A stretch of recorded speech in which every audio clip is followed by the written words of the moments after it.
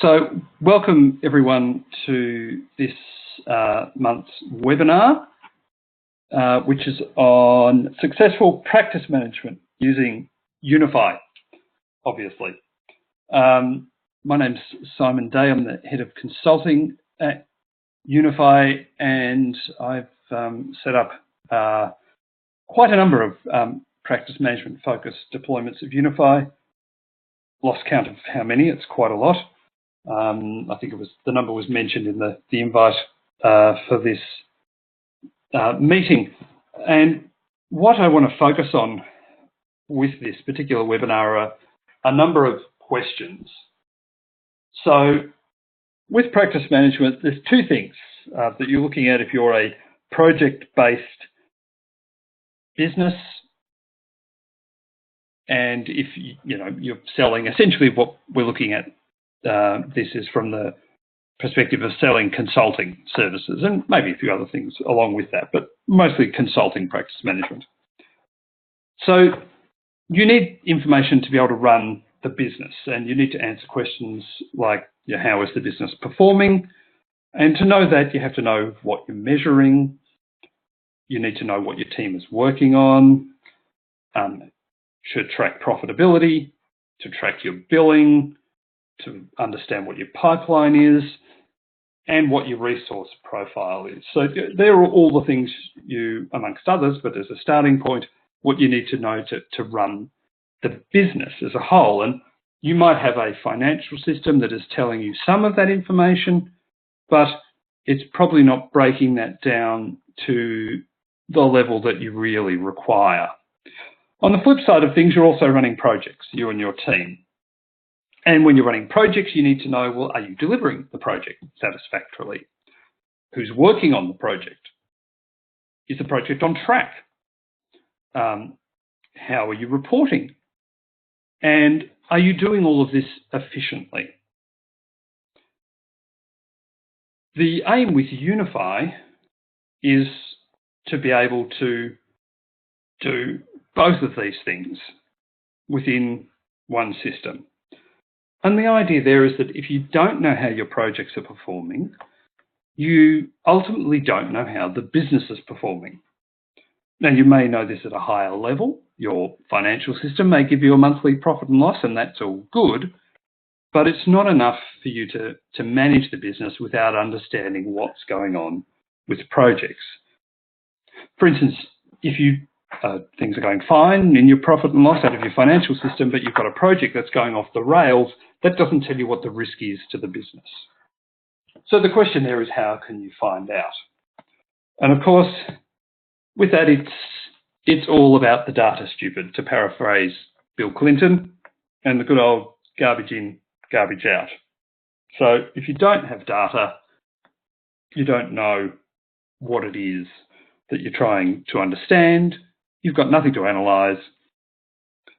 So the basic data, the bare minimum for practice management, is to understand what your revenue contracts are, how you're invoicing, how time is being spent, as this is the largest cost that you will incur, and that's your actual time and also your forecast time.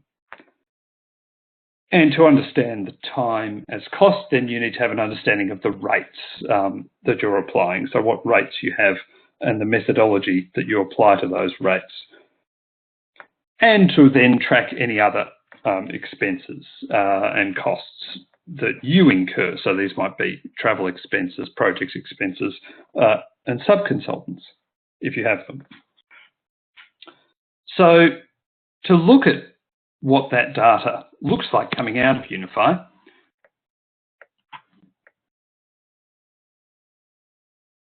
we'll look at a couple of reports.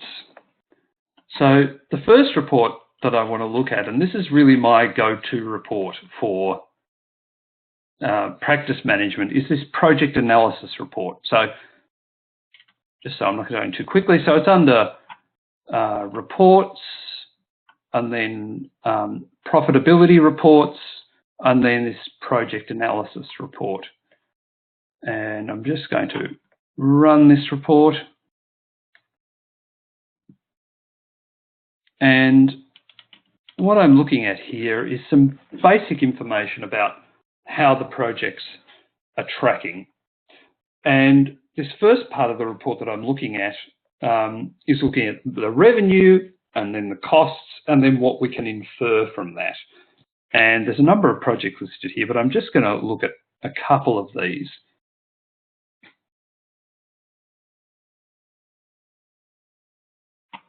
Let me just...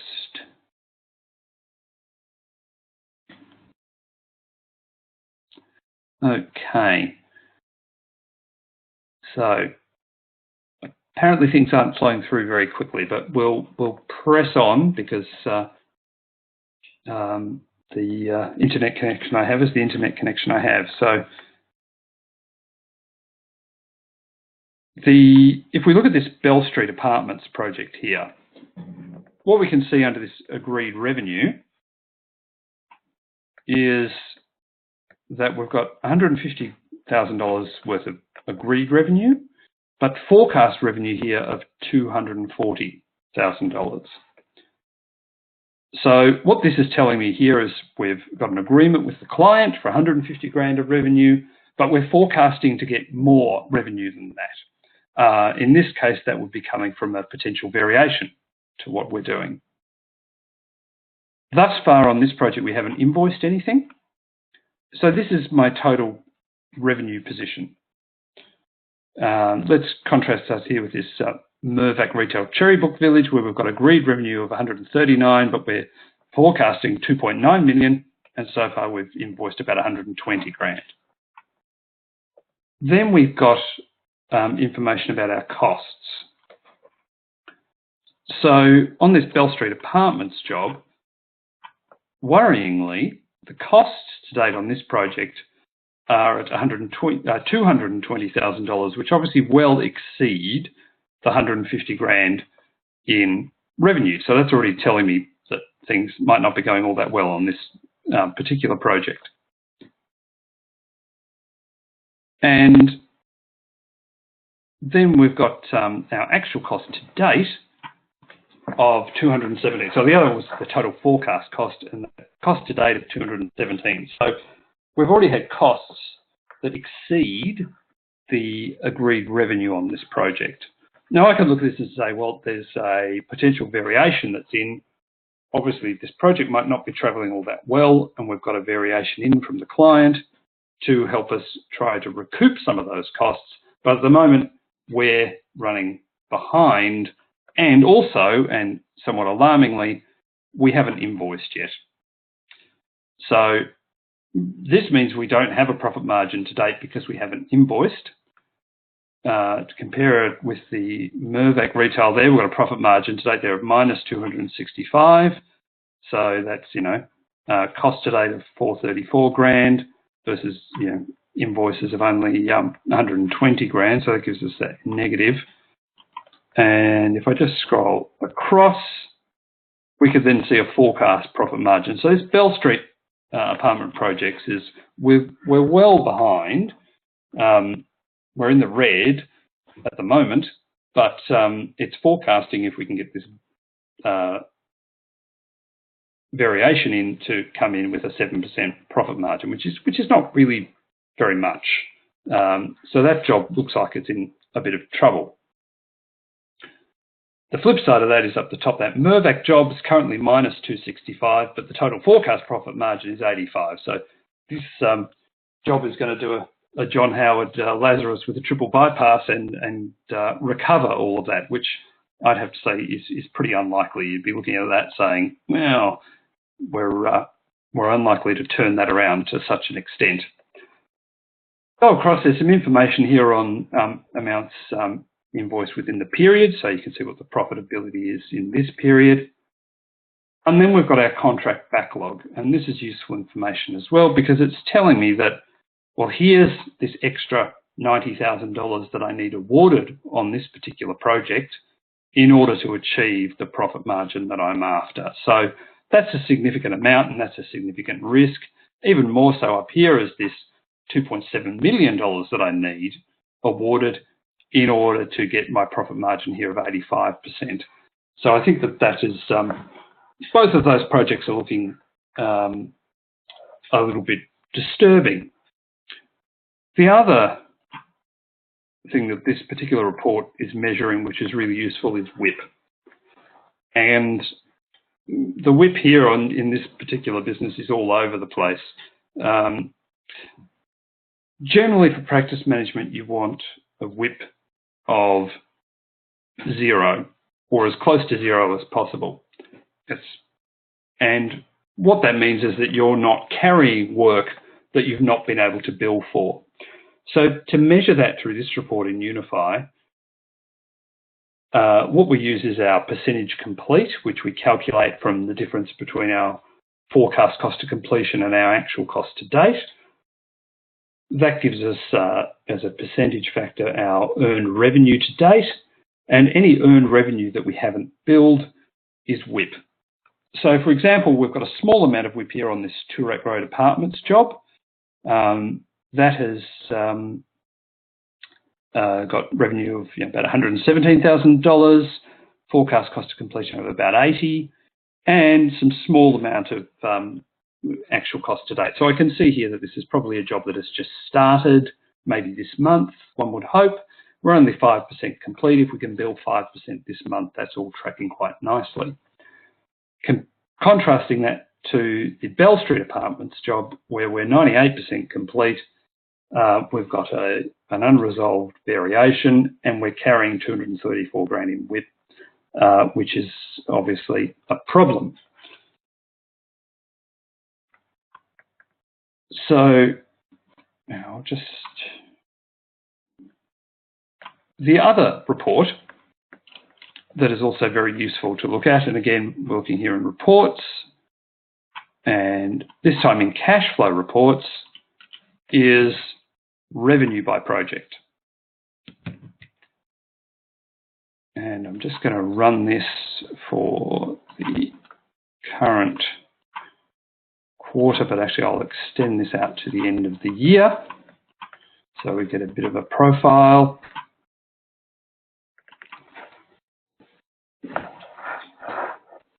And what this is going to tell me is what my pipeline and my committed revenue is looking like here.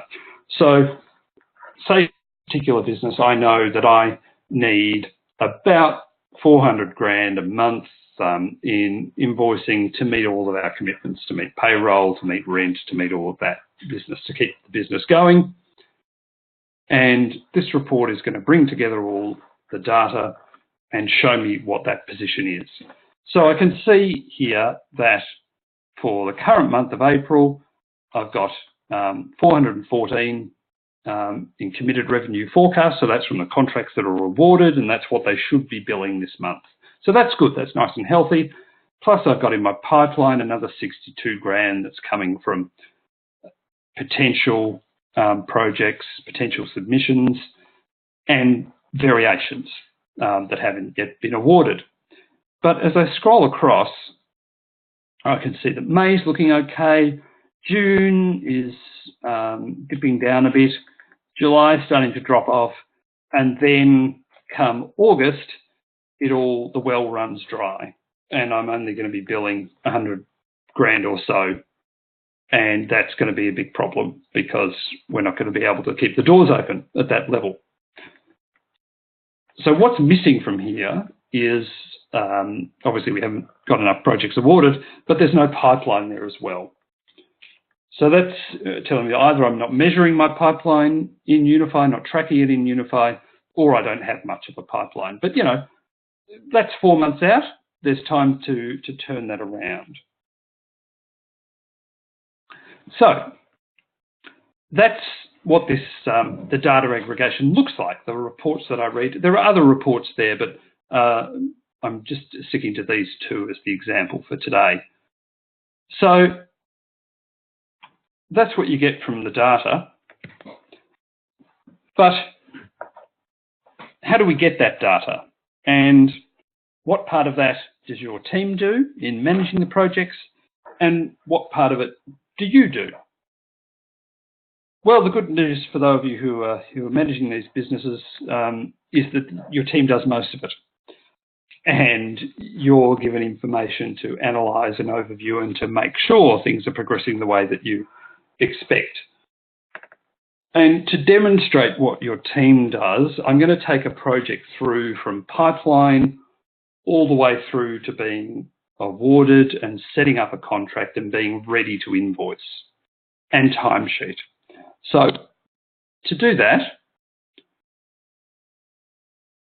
I'm going to go to my summary module, and let's say I'm one of your project managers in this business, and I've been talking to one of our clients on an existing project, and they've asked us to put a proposal in to do some work on a similar project that they're starting up. And the example I'm going to draw on is this Bell Street Apartments job here. So this is the project we're currently doing for them. And because this is going to be another job with the same client and say largely the same project team, what I'm going to do is I'm going to copy this job to create a new project in my pipeline. So I hit copy here, I get a new project ID, and let's say that this is Melville Road Apartments rather than Bell Street. So it's still residential new build project management, but at the moment this is a submission. And when it's a submission, what I want to do is have a think about my win and revenue percentage. Now, I know we're working with them and they've come to us to get a price for the next job, but the scuttlebutt is we're not the only ones they're talking to. They're hedging their bets. They're going to get some prices for some other people. And we think there's probably about 3 other firms they're going to. So I'm going to put us down for a 25% win factor. Also at this point, because I'm just going to do a quick estimate of the fee, I'm going to just put an 80% revenue factor on that, because I'm not completely 100% certain of the fee until I've done a full analysis of it. And the other thing I'm going to do before I create the project is copy across the resource team. Now, you can see here I can also copy across resource planning, which can be useful. Also, you know, budgets and milestones and issues, but in this case, I just want to keep the same team and then work it up from there. So I hit my nice big green create project budget, and I now have this project in my pipeline. And what I'm going to do is do a very quick schedule on this. And I've been told the project's going to start just after Easter, so there we are, it's starting on the 23rd. They'll be working on concepts until the end of the financial year. Then design development will start in July and run through till, let's say, October. Then we're going to tender from November, and let's say it'll take until the end of January to negotiate an award. And then from 2020, February, we're going to be in construction for 12 months, optimistically. So there's my baseline, and I'll just copy that baseline and get my forecast. So they're the dates that the client has given me to give me some indication of the overall schedule. And I can start planning with that in mind. But in order for this to go through into my revenue reporting, I'm just going to do a quick estimate of the fee. So I come to the revenue module in the project and go into the budget. And I'm going to do a quick unit-based estimate of this. So this is going to involve my cost management and my project management team. And I'm just thinking they'll be doing about 20 hours at $200 an hour. They'll be doing probably about 100 hours post-contract. And planning, there's going to be a little bit more from the PMs. Let's make that 80 hours at 200 an hour, and post-contract 200 hours. So this is just my quick estimate of what the fee might look like. So there we are. I've done a quick estimate and said an 80 grand fee. Is that enough hours? It's like, no, I'm probably underbaking it there. There's going to be a lot more work there. Let's put another 100 hours in there. 100 grand. Yep, that's probably more like it. And now I want to phase that and get an indicative cash flow. So I go to phasing and then auto phase. And I'm phasing the budget. And I'm just going to do an S-curve here to just get a very quick thing here, an S-curve for the whole project. And there's my win and revenue percentage, and hit save.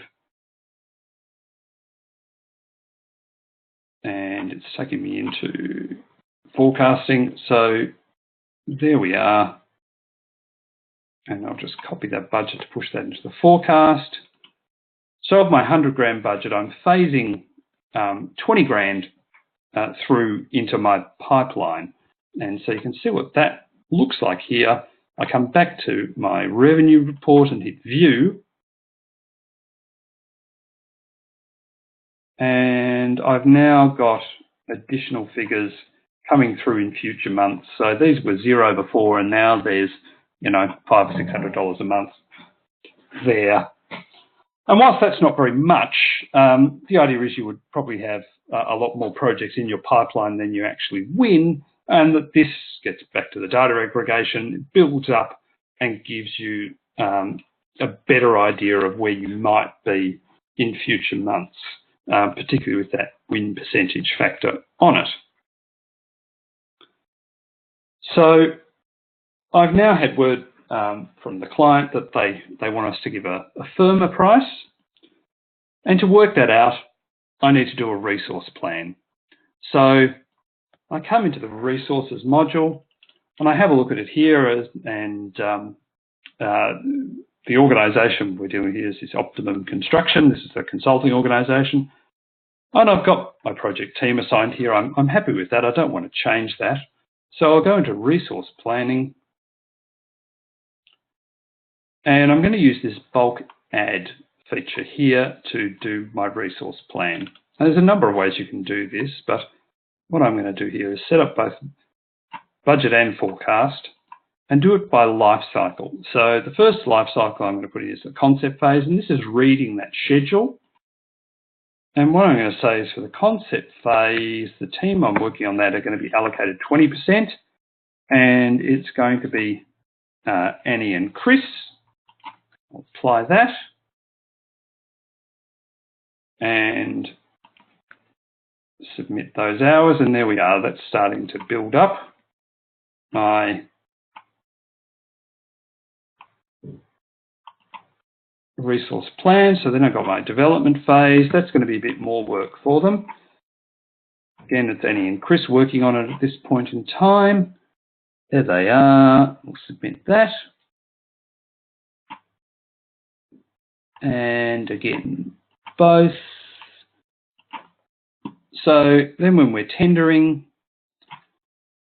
let's say they're 40%, it's going to be Annie, but then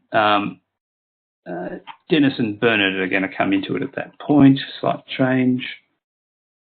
Submit that. And then last of all, during the implementation phase,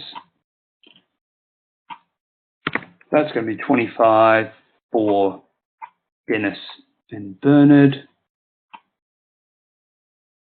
And then I'll submit that. So that built up my total resourcing for the job. So I can now see that that's 2,400 hours overall. And I want to, let's say we've reviewed this and we're happy with where this is going, and I'm going to create a contract price based on this. So I come to my contracts module, I select add, it's a revenue contract for consulting services.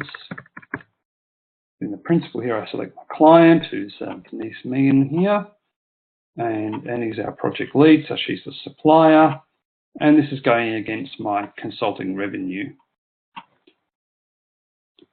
So that creates my pending contract, and I scroll down now to deliverables.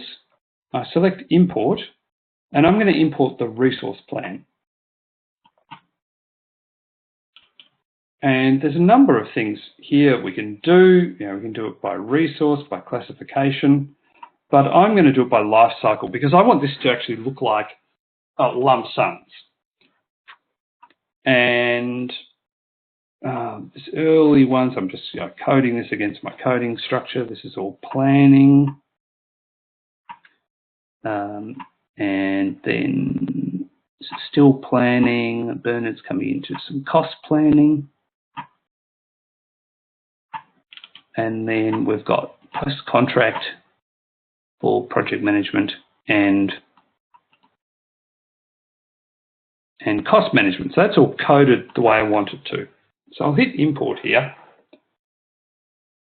And just to demonstrate something to you, so this is built up a total fee. So my total fee here is 300 grand, which is different from the one I did before, but we've done more information. We've talked to the client and got more info.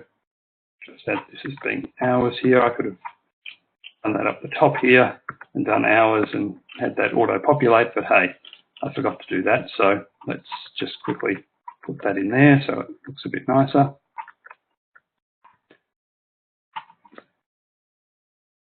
But in looking at this too, I can adjust this by adjusting the rates here. So for instance, well, I know we can get away with charging $100 for these guys in this phase, but in this phase here, it's only going to be 75. So I can play around with whatever rates are being used to give a total contract price and adjust it to being where I want it to go. Now, this is a resource-based contract price, but I want this to look like a lump sum when I give this to the client. So what I'm going to do is I'm going to add some headings that will do this. So I'll just do it for one of them, which is add this heading with a roll-up. And this is going to be group 1, concept roll-up. So I can tell it apart from the other concept heading, and then I'll delete the other heading. And this will make, so I'll just change to lump sum, that's a bit clearer. So this will make that deliverable look like a lump sum in the outputs that I generate. So I've now reviewed what that looks like, and the other thing I want to do then is turn on the phasing. So I go to the phasing view and hit auto, because it's brought in those phasing dates and generated my contract cash flow for this project, for this contract. So that's now going to flow through and update that pipeline. Over here in my related templates, I can now create my proposal. So I do that to launch my proposal document. Hit create. Yes, this is for the consulting services contract. In here, I will write wonderful things that will result in the client awarding us job. There we are, that was easy. Save and continue. And then here's my price here. What I wanted to point out here is this concept lump sum of 32 grand. We derived that from our resource plan, and it's based on people's hours, but using the roll-up heading, and if I take out the quantity in the unit from there, it now looks like a single lump sum, even though it's unit-based. And take out the rate amounts there. and we get, I just want to simplify that a little bit for them. So I could have done that to and the coding's not important either. So I could have done that for these other ones, replace the heading with a lump sum heading to make this look like a series of lump sums, but you can have it be lump sums or you can show the breakdown depending on what you require. So I've got a mix of both here. And do save and continue. Now, flowing through here is the budget that I set up in the revenue module, but I don't want to show that. That was my first pass at it. When I did it again, it was a much higher budget, so my first pass wasn't that crash hot. Here are our standard terms and conditions. If we have attachments, they'd be there. Distribution, we're going to send that to the client. Save and continue, and I'll put that to awaiting sign-off such that my director can review this and see whether they're happy with it before we sign it off and email it through to the client. I'll just close that and close that. So there we are. I've updated my price and created a resource plan and turned that into a pending contract. Now, I get the phone call back from the client. We've won the job. Fantastic. I'm thrilled. I'll come back here to the summary module here and go, this is no longer in the submission phase. We're now in the first phase here of the concept, and hit save. And when I do that, my win and percentage here change to 100% because I'm no longer needing to factor this because we've won the work.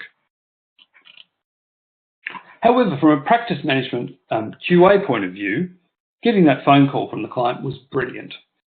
I'm now hassling them to get something in from them in writing to confirm that they've accepted our services and we can contract. So I hassle them for a couple of days and I finally get a letter or an email back from them confirming that they've accepted our proposal. So that's good. We now have a proper contract. So I can come back into this pending contract here, and you'll notice what we have here are our contract amounts, but this agreed revenue here is blank. There's nothing in there because even though the client had said, yep, you've won the job, we haven't actually had a formal agreement from them, or at least acceptance, but we've now got that. So I come back to my related templates here and I'll create my consulting contract.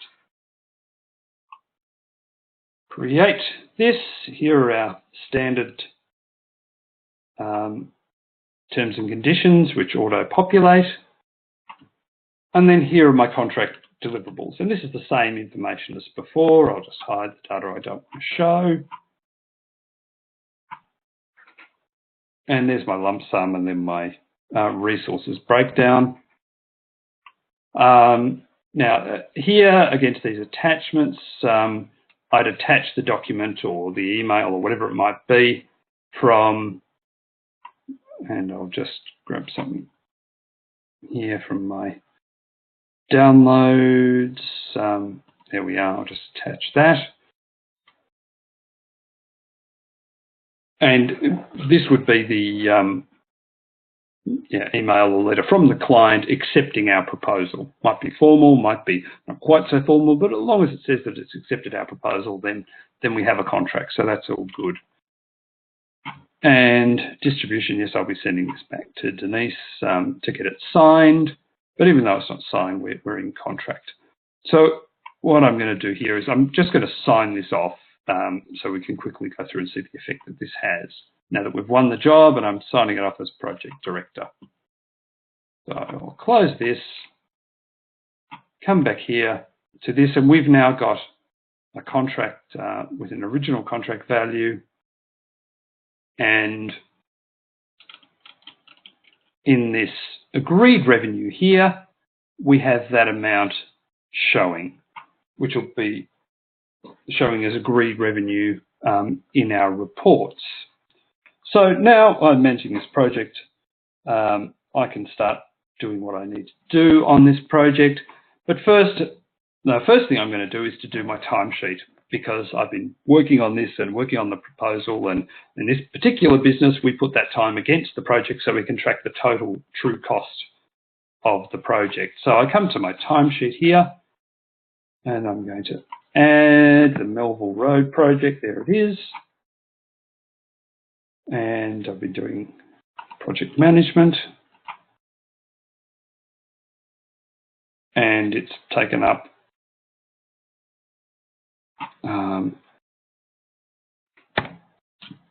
all of my time.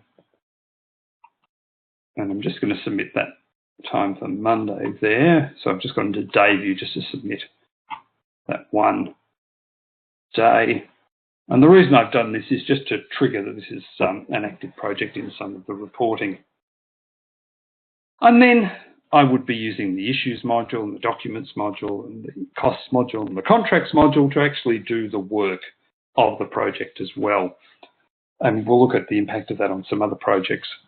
But now I can come back to my project analysis report and update this and have this flow through. And there it is there now. There's Melville Road Apartments. There's our agreed revenue of $311,000. Forecast cost of completion of 213. Work so far, just a little bit of work to get to project one. And we're going to be tracking revenue, profit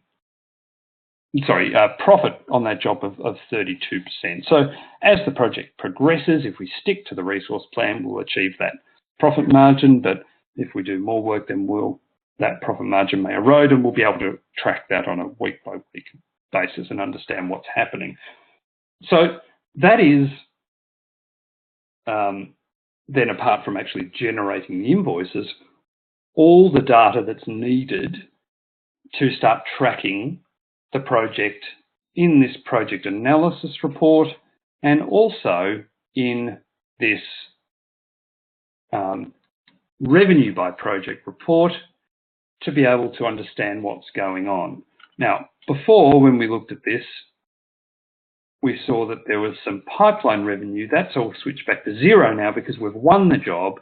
But as you can see in these outer months here from August onwards, my total committed revenue is starting to look more healthy because we're winning some work, and maybe we're not going to be trading insolvent after all, which would be nice.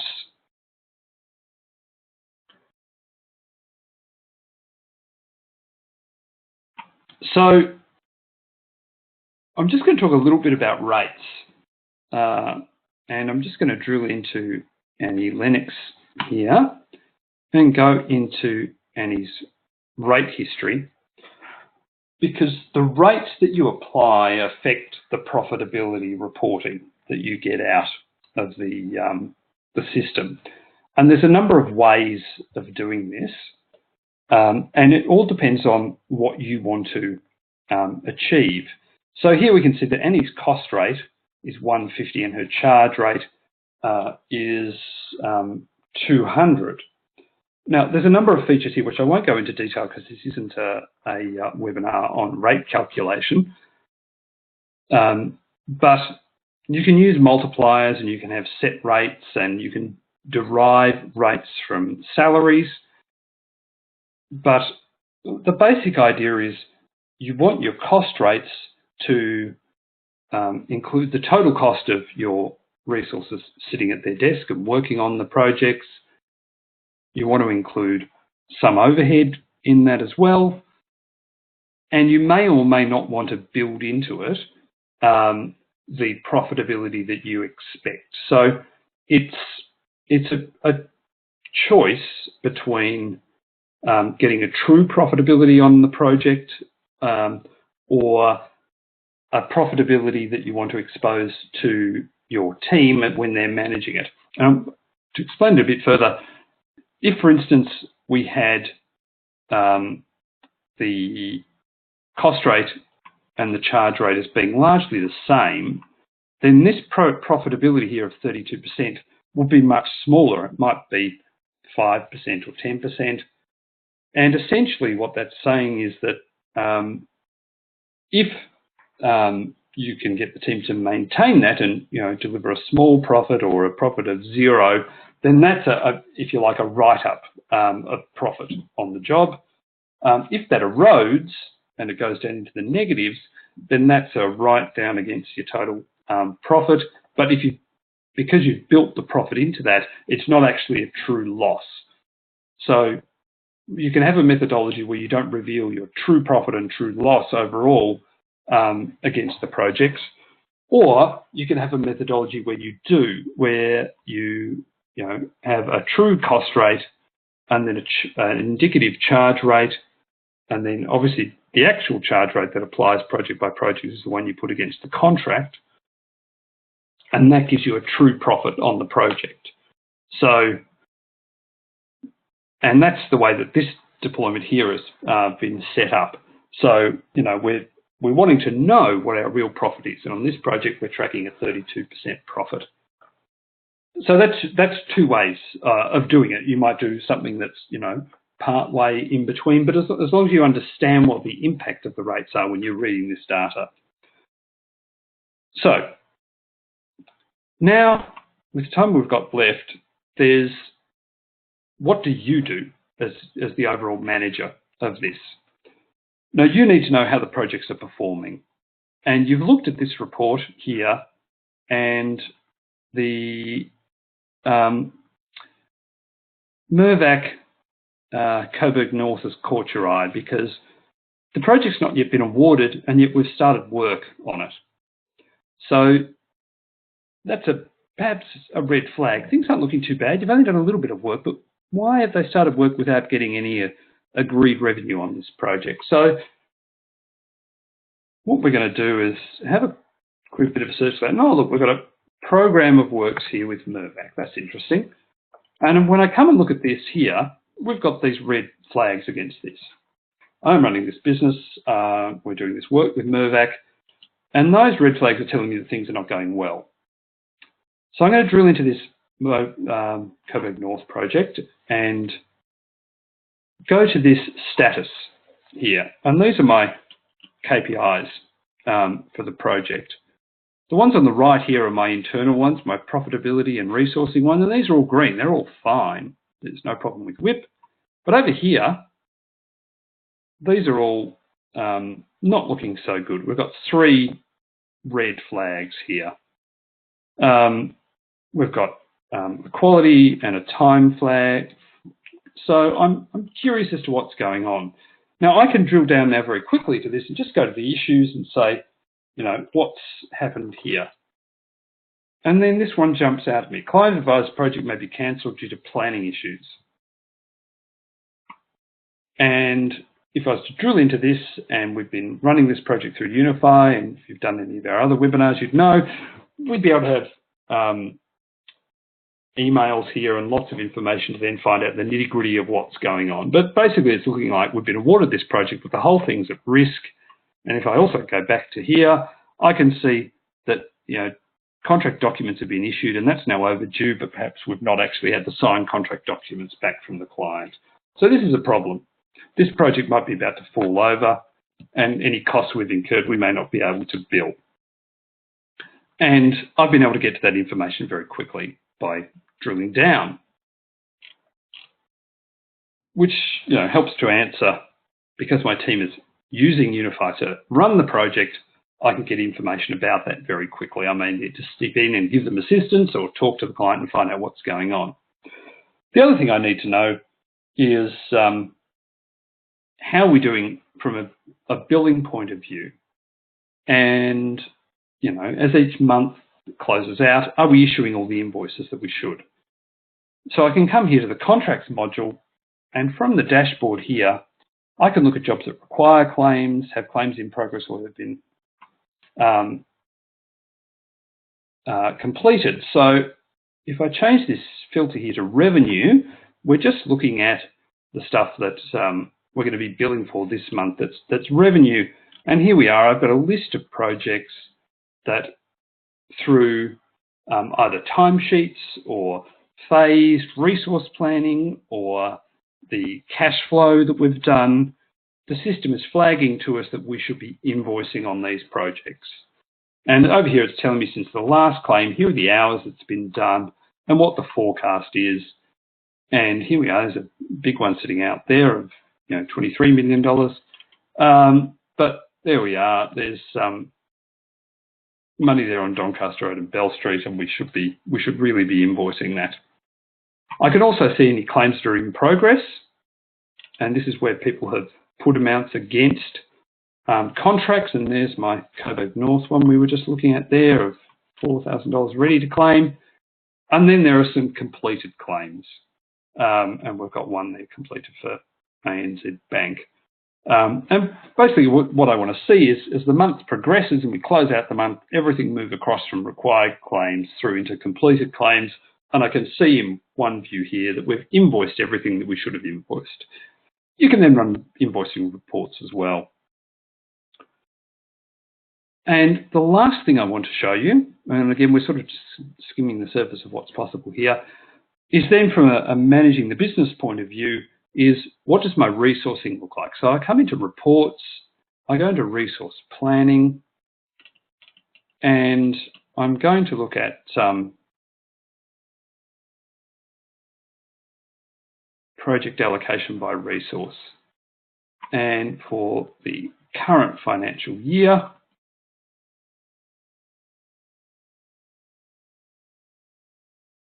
and